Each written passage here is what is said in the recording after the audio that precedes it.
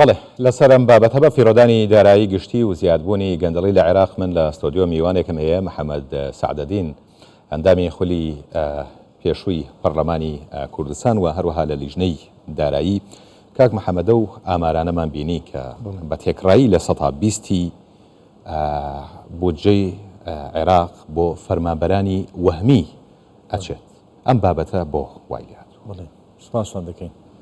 هۆکارەکان سیاسین پاش ئەوەی کە پاش ڕوحانی بەغدا کە ئەم سیستەمە سیاسیە لە هەرێمی کوردستان دەست بەکار بوو، خەڵکی کوردستان خەڵکی عێراق ئومێدی ئەوەیان دەکرد کە حکوومەتێکی دیموکراسی بێتن، ئەو بودجەیە کە پێشووتر لەلایەن ڕژێمی دیکتاتۆری بۆ خەرزیاتی سەربازی خەرج دەکرا و هاوڵاتی عێراقی لەبەر ئەوەی کە بودجەکە هەموو بۆ سوپای عێراق دۆڕی بۆ قوتی خەڵک و بۆ گەشەسەردن و پێشکەوتنی ئابووری جێبەجێ نەدەکرا. پاش ئەنجامدانی ئەم گۆڕانکاریە لە عێراق و پاش ڕوحانی ڕژێمی عێراقی چەند ساڵێک پاش ئەوەی کە خۆیان جێگیر کرد ئەو حزبە سیاسیانە، ئەم جارە قوتی خەڵک و ئەم بودجەیە و ئەم داهاتانەی عێراق بۆ مەرامی سیاسی خۆیان بەکاردەهێنن. ئەمەش دوو لایەنە. لایەنی یەکەم لەبەر ئەوەی سیستەمە سیاسیەکەی عێراق خۆی سیستەمێکی گەندەڵە بۆ بەرژەوەندی تشکەکانی خۆی و بەرژەوەندی حزبیەکان کار دەکەن، ناتوانن خۆیان چۆن دەرێ محاکەمەی یاخود چاودێری بکەن یاخود مراقبە بکەن و ناتوانن محاسبەی ئەم گەندەڵکارانە بکەن چکە خۆیان تێوەبناون.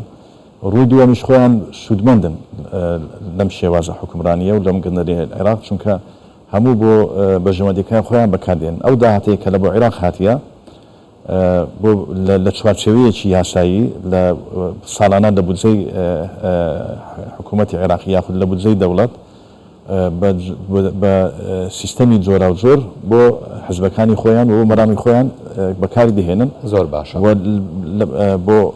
بۆ جێبەجێکردنی ئەم پیلانەش بەڕێگای وەزارەتەکان و بەرپرسە حکوومیەکان ئەم پیلانە جێبەجێ دەکەن. یعنی بودجەی ساڵانەی عێراق 10 ملیار دۆلارە ساڵانە، بەڵام وەکو ئەبینین لە ڕووی خزمەتگوزاریشەوە عێراق نەیتوانی وەکو پێویست بێت لە ڕووی ئاوەدانیەوە لە ڕووی خزمەتگوزاریەوە لە ڕووی کەرتە گشتیەکانەوە تا ئێستا نەیتوانیوە وەکو پێویست بێت. ئێمە هەر ئەو گلەیەی کە خەڵکانی ناوەڕاست و باشووری عێراق کە سەردانی هەرێمی کوردستانە کە ئەبینن ئەم پێشکەوتن و ئاوەدانیە لێرە هەیە، ئەم گلەیە ڕوبەڕووی ئەوانەکەنەوە. ئەم بودجەیە چی لێت؟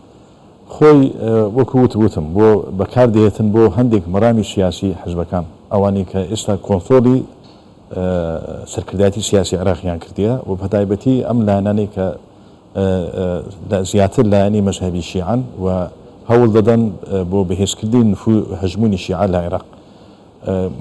ئێمە نامانێت بچێن ناو ئەو سەکتەرانەی کە لە بودجە چۆن ئەوان لە چوارچێوەی یاسایی سوودمەند دەبن، هەر بە ئەوەی کە هاوڵاتیشی ئاسایی کە تەماشای دۆخی عێراق دەکاتن، تەماشای ڕێگەبانەکان دەکاتن، تەماشای دۆخی پایتەخت دەکاتن، تەماشای ئاسی خزمەتگوزاریەکان دەکات، ئەو هاوڵاتە ئاسایی کە هەستی پێ دەکات. ئەمە بۆ ئەوەی نییە کە بڵێن لە عێراق بودجە نییە، بۆ هەموو ئەم سەکتەرانە، بۆ خزمەتگوزاری، بۆ ڕێگە هاوبانەکان، بۆ ڕێخستنی کۆڵانەکان و جادەکان. ئەمن دێمە ئەو شتەی بازن کە هاوڵاتی بە چای خۆی دەبینێتن، پارە تەرخانکراوە بەڵام پارەکان بەم شێوازە خەرج ناکرێتن.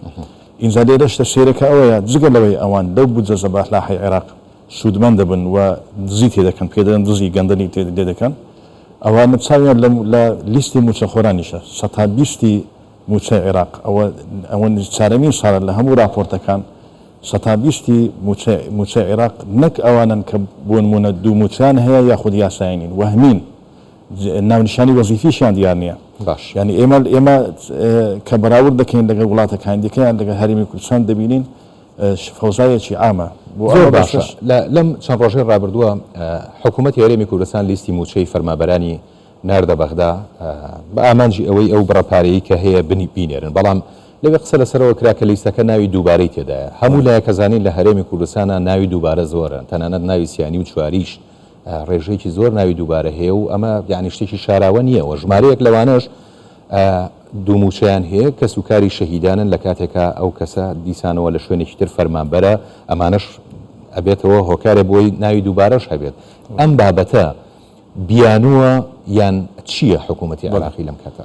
ئەگەر بە لە 2014 ئەمە بیانەوە هەتا ئێستا هۆکاری دواخستنی یاخود نەدانی ئەو بڕەپارەیە کە بۆ موچەیە نەک بودجە هەتا ئێستا حکوومەت عێراق بودجەی هەرێمی نەناردووە تەنها ئەو بڕەپارەیە دەنێتن کە تەواوکەری ئەو پارەیە کە بۆ موچەخۆران تەرخان کراوە هەتا ئێستا باسی ئەویان دەکرد کە کێشەمان هەیە لە مەلەفی نەفت لە مەلەفی نەفت و هەتا ئێستا دیان گوت حکوومەتی هەرێم پابند نەبووە بە ئەم ئیتفاقەتەکە هیتمان ئێستا هەموو شتێک تەوا بووە ڕێککەوتن کرا لە نێوان هەردوو حکوومەتی هەرێم بە هەموو خاڵەکانی ئەم ڕێککەوتنە پابند بووە ئەم جارە ئەم بیانیان دیتە لە 2013 ئەوان بیاندن زیاتر 11 ساڵە عێراق بیان و دەبینیتن ئەم لیستەی کە ئێستاش پێشکەش کراوە خۆ مەسەلەکە ناوی دووبارە نییە شێوازی دابشکردنی موچەکە بەم شێوازەیە کە یەکێک 2000 ئەوەگرێت ئەمە شەفافیەتە کە هەر هاوڵاتیەک موچەیەکی دیکە ئی شەهیدانە بیتن ئی کەم ئەندامی وەربگریت پێویستی بۆ نییە حیلە شەرعی بکاتن بڵێت ناوی بکاتن بە شێوازی شەفافە ناوی نووسایە